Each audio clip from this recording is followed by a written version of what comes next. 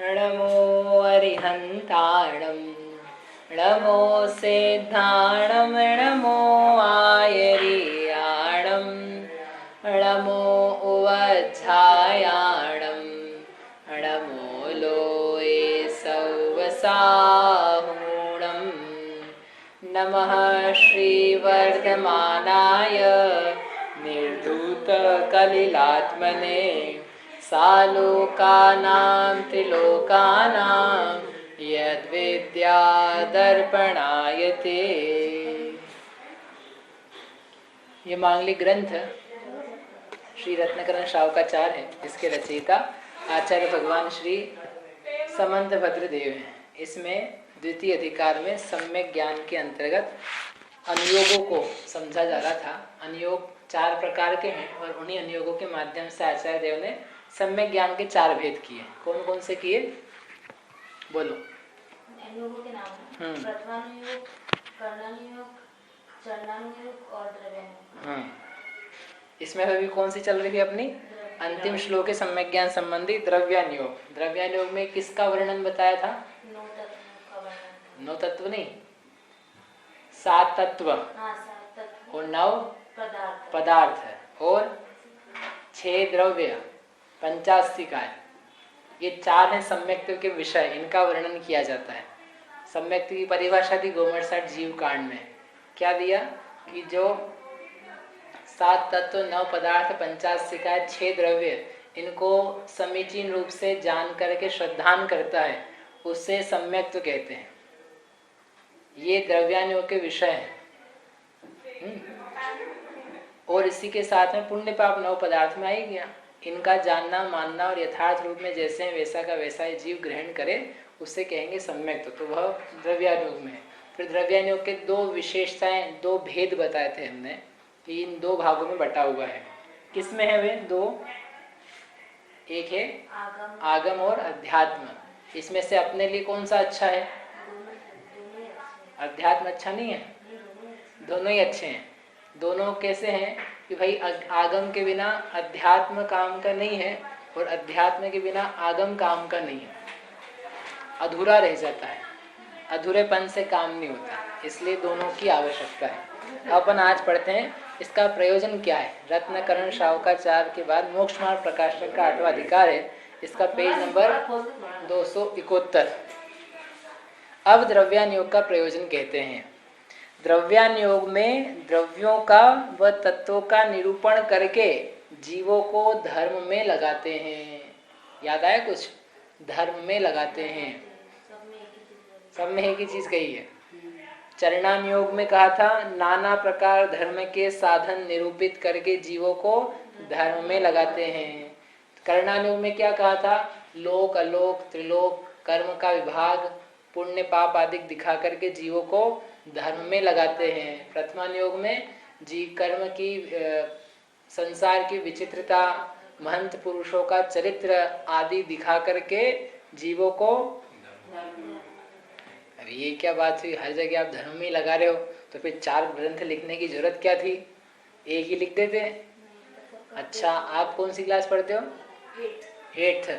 तो क्या क्या पढ़ते हो 8th में? इंग्लिश, हिंदी और मैथ्स और साइंस और सोशल साइंस और हिस्ट्री। तो सोशल में आया सी, मतलब इतनी सारी चीजें पढ़ते हो। क्यों पढ़ते हो? कि इन सब को पढ़ करके बुद्धि ज्ञान में लग जाती है। ज्ञान हमारा बढ़िया लौकिक अपेक्षा से बन जाता है। तो इतना सारा पढ़ने की क्या जरूरत है? काम करो, साइंस पढ़ो अकेला। देखो, आप हिंदी इंग्लिश पढ़ने की कोई ज़रूरत नहीं है, मैथ्स वगैरह पढ़ने की क्या ज़रूरत है? साइंस अकेला पढ़ो, ठीक है। 5 किताब पढ़ना साइंस की, 5 विषय पढ़ने की जगह। तो ऐसा कोई स्कूल है क्या? तो अलग अलग से पढ़ाया जाता है, क्योंकि जीवों की रुचियाँ अलग अलग प्रकार की है और जीव को सर्वांगीण ज्ञान की आवश्यकता है। एकमात्र एक विषय का ज्ञान करके उसका ज्ञान सम्यक नहीं बनता है। इसी प्रकार से 4 अनुयोगों में जीवों को धर्म में लगाने का प्रयोजन है, परंतु एक ही अनुयोग से धर्म में लगे ऐसा नहीं है।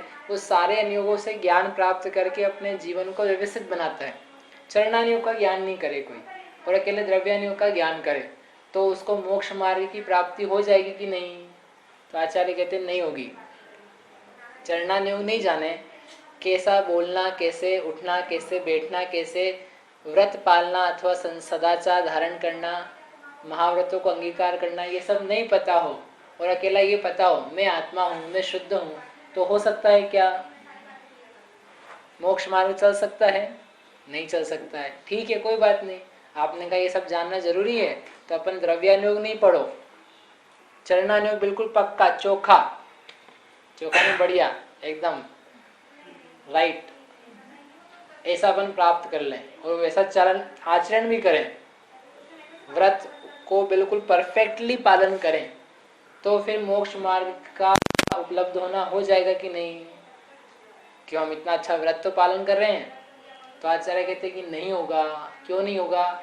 कि इस चरणानुयोग के द्वारा जिसकी प्राप्ति होती है, ऐसा आत्मा स्वपर का भेद विज्ञान करके प्राप्त होता है, उसको तुम जानते ही नहीं हो, केवल क्रियाकांड में लगे हो, तो तुम्हें भी प्राप्ति नहीं होगी। एक श्लोक लिखा प्रवचन सारजी में आचार्य अमृतचंद्र देव ने टीका में, द्रव्यानुसारि चरणं चरणानुसारी द्रव्यं मिथो द्वयमिदं ननु सव्यपेक्षम्। चरणानुसारी द्रव्यम, द्रव्यानुसारी चरणम, आचरण करो द्रव्य के अनुसार। आचरण कैसा हो? द्रव्य के अनुसार। और द्रव्य कैसा हो? आचरण कैसा हो? द्रव्य के अनुसार। और द्रव्य का ज्ञान कैसा हो? आचरण के अनुसार। दोनों सव्यपेक्षम, एक दूसरे की अपेक्षा सहित हैं। एक को पकड़ोगे, एक को छोड़ दोगे तो काम नहीं बनेगा। तो आपने कहा ठीक है, दो ही कम ज्ञान करें, करणानुयोग और प्रथमानुयोग तो नहीं चाहिए ना? तो कही भाई करणानुयोग से तुम्हें और श्रद्धा नहीं बनेगा कि मेरे कर्म बंधे हुए हैं, कर्म मुझे खपाने हैं, कर्म के क्षय करने की विधि है, ऐसे ऐसे कर्म बंधे हैं, उन कर्मों का ऐसा ऐसा क्षय करने का प्रोसेस है, वो सब ज्ञान तुम्हें कहाँ से प्राप्त होगा? करणानुयोग से। वैराग्य बढ़ेगा करणानुयोग से तेरा, इसलिए करणानुयोग को नहीं छोड़ देना। वो प्रथमानुयोग से प्रेरणा मिलेगी, बोधि समाधि निधान कहा था ना शुरू में, इससे तो बोधि की प्राप्ति होती है, समाधि की प्राप्ति होती है, आगे बढ़ने की प्रेरणा मिलती है। तो उस प्रेरणा के बिना तू डगमग होता रहेगा, नहीं तो थोड़ा सा कष्ट आएगा और भाग जाएगा कि अरे अब मैं क्या करूं, मुझसे नहीं हो रहा। और जब मुनिराज का प्रसंग देखेगा कि इतने सारे उपसर्ग आए और फिर भी वो मुनिराज नहीं डिगे, तो तेरे जी कौन दुख है, तुम्हें कौन सा दुख है? कोई भी दुख नहीं, जरा सी कोई तकलीफ है वो तो जरा सी, तो प्रेरणा मिलती है। वो प्रेरणा प्राप्त करके जीव मोक्ष मार्ग में अच्छा डटा रहता है, लगा रहता है, आत्मा के अनुभव के लिए उद्यमी बना रहता है। इसलिए चारों ही अनुयोगों के द्वारा जो धर्म में लगाया है, तो विधि अलग अलग है लेकिन प्रयोजन एक है, और उन चारों की ही जीव को आवश्यकता है। कोई ऐसा नहीं समझ ले कि एक ही अनुयोग से हमारा काम बन जाता है। वास्तव में पूरे ज्ञान की आवश्यकता है।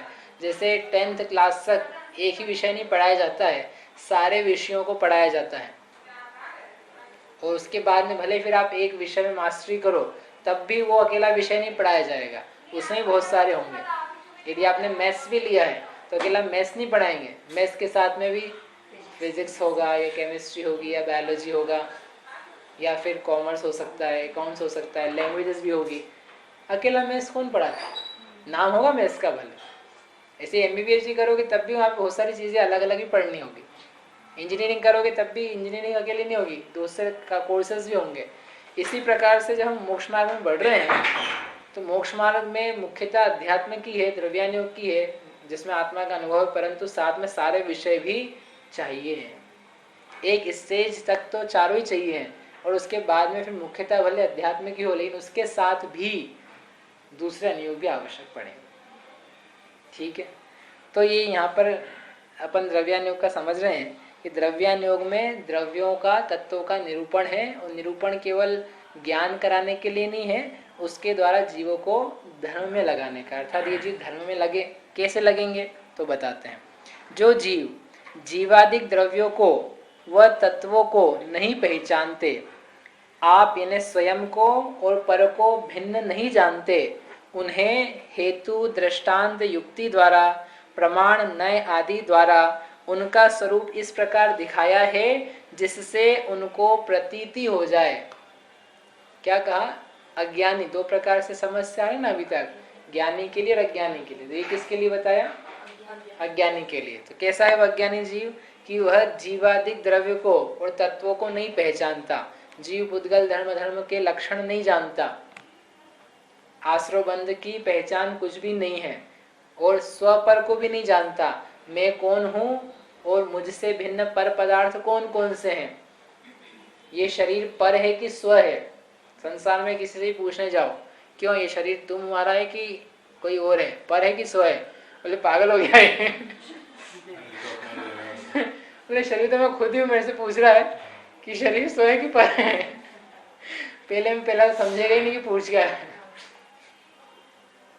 तब बहुधा करके तो संसार के जीव ऐसे ही हैं। कल स्कूल में पूछ मत लेना किसी से, और पूछना तो मैडम से पूछना जा करके, मैडम आप बताओ ये शरीर स्व है कि पर? तो स्कूल से निकाल देंगे। जैन मैडम से पूछना। आपको और पर को भिन्न नहीं जानते, स्वयं को और पर को भिन्न नहीं जानते। कौन? जो जीव ऐसे हैं। उन जीवों को क्या बताया है? हेतु यानी तर्क के द्वारा, दृष्टांत यानी उदाहरण के द्वारा, युक्ति यानी विचार करके, नए प्रमाण के द्वारा, अपेक्षाओं से बता करके, इसके द्वारा क्या सिद्ध किया है कि भाई जीव है। सबसे पहले न्याय में यही सिद्ध किया, जीव है। जीव का अस्तित्व स्वीकार करने वाले भी लोग बहुत कम हैं आज, कि जो जीव मानते हैं। वो जीव ही नहीं मानते, जीव कुछ नहीं होता, ये यहाँ पर चेतना है फिर दूसरे भाव में जाती है, ये सब मन गणंत बातें हैं, ऐसा कहने वाले ही बहुत सारे। तो आचार्यों ने इस बात की भी सिद्धि करी है न्याय से, तर्क से, दृष्टांत से। किस बात की? जीव होता है, परभव होता है, जीव मर करके एक भाव से दूसरे भाव में जाता है, कर्म होते हैं, किस किस प्रकार से, तो वो न्याय में सिद्ध किया। एक चार्वाक मत है, वो जीव को नहीं मानता, ऐसा नहीं मानता कि बस ये शरीर है वही जीव है, इसके अलावा कोई जीव नहीं होता है, वो कोई परभव नहीं होता, परलोक नहीं होता, कर्म वगैरह कुछ नहीं है, जो कुछ है बस यही है। तो आचार्यों ने, आप सोचो, ऐसे व्यक्ति को भी भगाया नहीं। उन्होंने कहा कि नहीं आप बैठो, आपको समझाते हैं, प्रेम से समझाते हैं कि नहीं आप जो मान रहे हो ठीक नहीं है। वास्तव में जीव श्वास लेता है, श्वास का दिख रहा है ना जो, इसके द्वारा जीव की सिद्धि होती है, बुद्धि के द्वारा जीव की सिद्धि होती है, अनेक परलोक में जीव जाते हैं वापस आते हैं, उनके द्वारा जीव की सिद्धि होती है, व्यंतरों के द्वारा, व्यंतर अपने भाव बताते हैं, उनके द्वारा सिद्धि होती है। एक बालक पैदा होते से ही, जिसको अभी कुछ ज्ञान नहीं है, वह जानता है कि मुझे मेरी भूख की शांति किस प्रकार होगी, उसको दूध पीना आता है, यह बिना पूर्व संस्कार के नहीं हो सकता, इसके द्वारा जीव की सिद्धि होती है। शब्द आदि का जानना सीखना उसके शीघ्रता से बन जाता है, इसके द्वारा जीव की सिद्धि होती है। ऐसा करके ये तो कुछ उदाहरण दिए, ऐसे और भी बहुत सारे दिए। उसके द्वारा क्या बताया? जीव होता है। अनेक लोग मोक्ष को नहीं मानते, मोक्ष के स्वरूप को विपरीत बताते हैं, तो उसकी सिद्धि करी कि नहीं मोक्ष इस प्रकार का है। मोक्ष यानी आत्मा की शुद्ध अवस्था, इसमें ज्ञान रहे, दर्शन रहे, सुख रहे, वीर्य रहे, अस्तित्व रहे, आत्मा अखंड पूरा रहे। इस प्रकार कोई समझाना पड़ा। आप कहोगे इसमें समझाने की क्या जरूरत है, अपने को तो पता है, आपको शुरू से ही आपने वो पढ़ा है, इसलिए आपको हो सकता है वैसा पता हो, लेकिन बहुत सारे लोग उनके विपरीत पढ़ा हुआ है, सही नहीं पढ़ा हुआ है, सही नहीं जानते, यहाँ कल्पना से माना हुआ है। मोक्ष स्वर्ग को भी एक ही मानते हैं। हाँ, ऐसे भी मोक्ष स्वर्ग को एक मानने वाले। तो आचार्यों ने द्रव्यानुयोग के अंतर्गत इन सभी तत्वों को न्याय से समझाया है, हेतु से समझाया है, दृष्टांत देकर के बताया है। प्रत्यक्ष और परोक्ष दो प्रकार के प्रमाण होते हैं, तो परोक्ष प्रमाण के द्वारा उसको दिखाया है। अनुमान है वह परोक्ष प्रमाण है, आगम है वो परोक्ष प्रमाण है। प्रमाण यानी जिसके द्वारा जाना जाता है, जानने के उपाय को प्रमाण कहते, जानने को ही प्रमाण कहते, तो उसमें आगम के द्वारा जाना जाता है तो आगम प्रमाण है। अनुमान नाम के ज्ञान के द्वारा जाना जाता है, वो भी प्रमाण है। तो इस प्रकार से स्वपर को भी भिन्न दिखाने के लिए बहुत सारी बातें कही है। जितना समय सार है उसमें पूरा वर्णन इसके लिए है। आत्मा और शरीर, आत्मा और राग द्वेष भाव, आत्मा और द्रव्य कर्म ये भिन्न हैं, ये एक नहीं है। जिस शरीर को हम और आप एक मान के यदि बैठे हैं तो कहते हैं ये बिल्कुल गलत बात है। आप देखो इनका संबंध कैसा है, जहेव क्षीरोदयम, जैसे कि खी यानी क्षीर दूध और जल, जैसे जल और दूध मिश्रण होकर के एक में एक दिखते हैं, वैसे ये शरीर और आत्मा एक में एक होकर के दिखते हैं, लेकिन दोनों कैसे हैं, अलग अलग हैं। दोनों के लक्षण जुदे जुदे हैं। आत्मा का लक्षण उपयोग है, शरीर का लक्षण ज्ञान दर्शन नहीं है, जड़त्व है, इसमें जड़ता है, इसके अंग अंग रोम रोम में कुछ भी ज्ञान नहीं है। शरीर शरीर को नहीं जानता है। ऐसे बहुत विधियों के द्वारा युक्तियों के द्वारा आचार्य ने करुणा करके उपदेश दिया जिससे स्व पर का इसके जानना बन जाए। जीवन में वो कुछ प्राप्त हो चाहे नहीं हो, ये प्राप्त हो गया तो अपना भाव पार हो गया। क्या स्व कौन है और पर कौन है?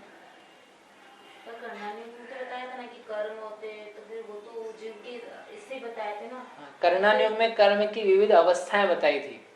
पर ये भी तो बताया था ना उसके पहले कि मतलब ऐसा बताते ही ना कि सिर्फ कर्म जो होते हैं वो जीव के होते, शरीर के नहीं होते। ठीक है, तो फिर वापस इसमें हाँ, इनका कहना कि कर्णानुयोग में बता चुके थे आप कि कर्म जीव के हैं, जीव ने कर्म बांधे हैं, और यहाँ भी बता रहे हैं कि जीव है, मोक्ष है, तो दोनों में जीव जीव आ गया, तो अंतर कहाँ हुआ, ये पूछ रहे ना। तो वहाँ तो सिद्धि नहीं करी थी, वहाँ तो एक तथ्यात्मक रूप से विवेचन चलता है, वहाँ लॉजिक नहीं काम करते हैं, वहाँ रूल्स काम करते हैं।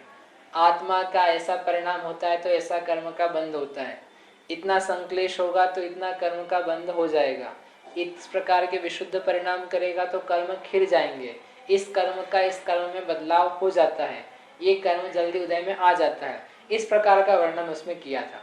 इसमें क्या बताना है कि ये कर्म तुम्हारे लिए दुखदाई है, नष्ट करने लायक है, न पुण्य काम का है न पाप काम का है।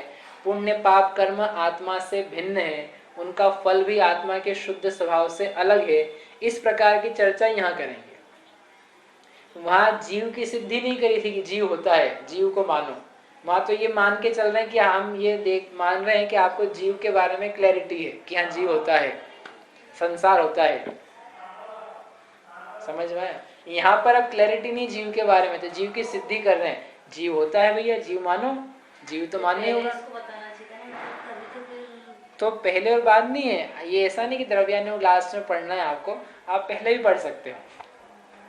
ऐसा नहीं कि इसको लास्ट में पढ़ना है, लास्ट में इसका नंबर दिया है तो हम पहले सब आचरण कर लें, व्रत तप धारण कर लें, कर्णानुयोग पढ़ लें, फिर द्रव्यानुयोग पढ़ेंगे, तो ऐसा क्रम नहीं है। आगे जाके पंडित जी स्वयं कहेंगे कि पहले ये पढ़ना कि वो पढ़ना, कि आपका जैसा रुचि का विषय हो वो आप पढ़ सकते हो, उसमें हमको कोई मनाही नहीं है। इतना जरूर ध्यान रखना, अन्य अनुयोगों के प्रति अरुचि नहीं होनी चाहिए। जैसे अपन कर्मकांड पढ़ते हैं उदाहरण के लिए, तो कर्मकांड अपने को इतना अच्छा, अभी क्या समय सार पढ़ना, क्या रखा है समय सार में, आप कर्मकांड पढ़ो, देखो कितना कर्म के बारे में ज्ञान, कितनी ऊंची ऊंची बात आती है। और कोई समय सार पढ़ता है तो कदाचित वही कहने लगे ये क्या कर्म फर्म में लगे हो, ये क्या लोक की रचना जानने में क्या लाभ होगा, आत्मा को जानो इससे तुम्हारा लाभ होगा, ये सब बाकी सब बेकार है। यदि इस प्रकार के भाव पैदा होने लग जाए तो कहते हैं ये ठीक नहीं है, ये बराबर नहीं है। हाँ, आप भले समय सार पढ़ो या जीवकांड पढ़ो, अन्य ग्रंथ ना पढ़ पाओ, लेकिन कम से कम आदर तो हो उसके प्रति कि ये पढ़ने योग्य हैं, आचार्यों ने हमारे लिए लिखे हैं, हम नहीं पढ़ पा रहे हैं ये अलग बात है, लेकिन उसके प्रति अनादर तो नहीं होना चाहिए ना।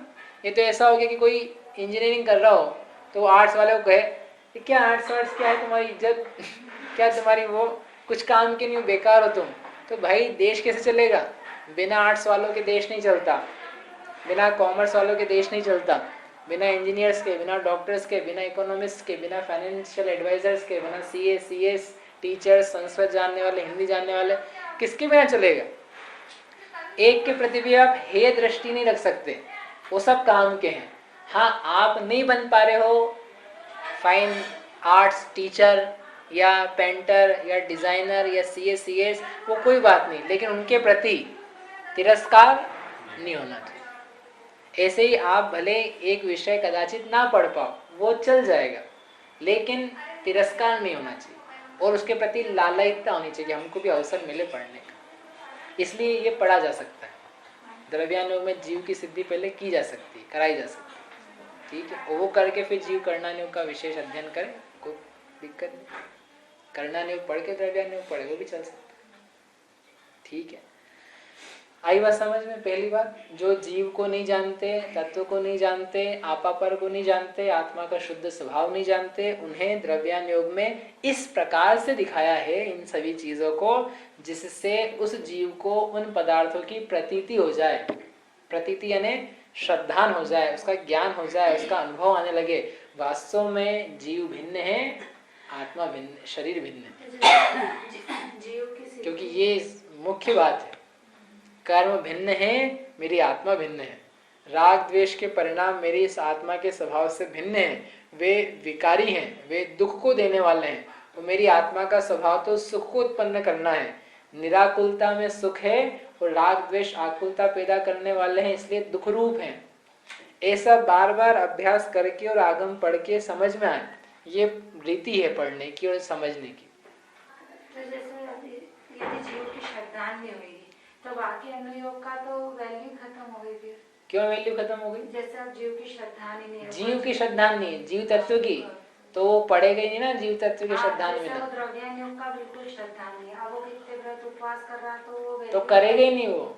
जिसको जीव का श्रद्धा नहीं है तो वो व्रत उपवास करेगा ही क्यों? जैसे चांडानुयोग का क्रिया में उलझ रहा, उसको ये द्रव्यानुयोग नहीं, तो उसको जो भी व्रत अभी वर्तमान में धारण कर रहे हैं, भले द्रव्यानुयोग का ज्ञान नहीं हो, तब भी जीवों को सामान्य रूप से इस बात का भान है कि मैं हूं और मेरा परलोक भी है। मैं जो पुण्य कर रहा हूं उसका कुछ फल भी आएगा, उसकी प्राप्ति भले इस लोक में हो अथवा परलोक में हो। तो एक सामान्य श्रद्धा सामान्यतया जीवों को पाया जाता है, बिना कुछ समझाए हुए भी। उस श्रद्धा के कारण से वो व्रत में लगा हुआ है। तो वो जीव में तो जैसे इसको ही जीव मान रहा है, जैसे शरीर को ही जीव मान रहा है, तो वो उल्टी भ्रांति से तो सारी क्रिया कर रहा है। तो जीव तो मान रहा है, लेकिन तो जीव का असतपना नहीं है उसके चित्त में। सत तो नहीं, पर सत भी वो आस्तिक है, नास्तिक नहीं है। तो वो आस्तिक के लिए चरणानुयोग काम करेगा, आस्तिक के लिए करणानुयोग भी काम करेगा। उसको करते हुए उसके परिणामों में निर्मलता बने और उसको कोई उपदेश आदि प्राप्त होवे तो वो सीख भी जाएगा सत्य। मतलब सत्य ने उसका जो और श्रद्धा में विपरीत है थोड़ी सी, वो बदल जाएगी। मतलब वो कार्यकारी है उसके। हाँ, जो कर रहा है उसके लिए अच्छा है। सत्यार्थ नहीं है तब भी है वो उसको करते हुए अब समीचीन ज्ञान की तरफ बढ़े, एक वातावरण मिला हुआ है उसको। जब व्रत तब कुछ धारण किए हैं तो उस वातावरण में अब करेगा क्या? ज्ञान का कार्य करेगा ना, शास्त्र का अभ्यास करेगा। और शास्त्र का अभ्यास करते हुए उसको समझ में आएगा, ओहो मेरा स्वरूप तो शरीर से भिन्न है, मैं जीव उपयोग लक्षण वाला हूँ, मैं शरीर लक्षण वाला नहीं हूँ। ये व्रत पादिक मात्र से मेरा आत्मा का प्रयोजन सिद्ध नहीं होगा, मुझे आत्मा के अनुभव की आवश्यकता है। इस प्रकार का विचार उसके बनेगा और बनने पर आत्मानुभव की सिद्धि, द्रव्यानुयोग के प्रयोजन की सिद्धि वो हो जाएगी। ठीक है, नहीं तो क्या ये आचार्य देव पहले ही लिख देते हैं कि देखो भैया सबसे पहले तुम द्रव्यानुयोग पढ़ लेना, उसके बिना कोई व्रत तब नहीं धारण कर लेना भूल के भी। जबकि ऐसा कोई कहा नहीं किसी ने। मैंने कहा आपकी, क्योंकि जीव क्या अलग अलग प्रकार के हैं। देखो, किसी को बाह्य क्रियाओं में रुचि होती है, उसको लगता है अपन यही कर लेंगे तो अपना काम अच्छा चलेगा। किसी को ज्ञान में रुचि होती है, किसी का वैराग्य रूप परिणाम रहता है, किसी को भक्ति में परिणाम रहता है, किसी को जिन पूजा में अभिषेक में परिणाम रहता है। जिसको जहाँ रुचि है वो कार्य करे, लेकिन जिनवाणी का अभ्यास करे साथ में, तो जिनवाणी के अभ्यास से फिर उसमें जितना अज्ञान अभी बना हुआ है वो टूटता चला जाएगा। अकेला उतना ही करता रहेगा क्रिया क्रिया क्रिया तो नहीं टूट पाएगा, लेकिन उसके साथ में थोड़ा थोड़ा जिनवाणी का अभ्यास करे तो उसका निश्चित रूप से अज्ञान टूटेगा। क्योंकि जिनवाणी तोड़ती अज्ञान, कैसा भी अन्य का अभ्यास करेगा उसका अज्ञान जाएगा। एक गुरु का संग होना चाहिए, लेकिन स्वयं से करता रहेगा तो वही पढ़ता रहेगा जो उसको पसंद है, उसका अर्थ नहीं निकाल पाएगा कि इसमें से क्या भावार्थ निकलना चाहिए। इसलिए किसी के उपदेश से प्राप्त करें, गुरु के उपदेश द्वारा, तो प्राप्त हो जाएगा उसको। अनुयोग यानी जिनागम के कथन करने की शैली, उससे कहते हैं अनुयोग। ठीक है ना, पढ़ा था ना अनुयोग। आगे उनके यानी उसके अभ्यास से, यानी द्रव्यानुयोग के अभ्यास से अनादि अज्ञानता दूर होती है। कितनी बड़ी बात है। अनादि का जो अज्ञान है, अनादि का अज्ञान है अग्रहित मिथ्या दर्शन, अग्रहित मिथ्या ज्ञान, अग्रहित मिथ्या चारित्र, अनादि का वह दूर होता है। अग्रहित मिथ्या तो दूर हो जाना यानी कितनी बड़ी बात है।